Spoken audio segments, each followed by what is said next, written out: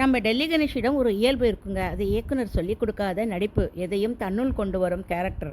நடிப்பு நடிப்பாக தெரியாது. புன்னகை மன்னன் படத்தில் பல மனைவிகளை கிட்டும் சமையல்காரர். குடியும் உண்டு கல்யாண வீட்டில் சமைக்கும்போது இடையில் சீட்டு கச்சேரி போடுவார். 3 சீட்டு முத்தப்பான்னு பேர்.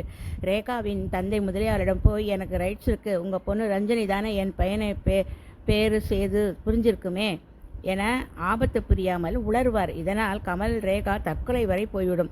இதெல்லாம் முடிந்து ஒரு நாள் வேறொரு சீட்டு கச்சேரியில் காசு தீர்ந்ததும் கடன் கேட்பார். கடனா கொடுடா, நான் இல்லைன்னா என் பையன் கொடுப்பான் என்பார்.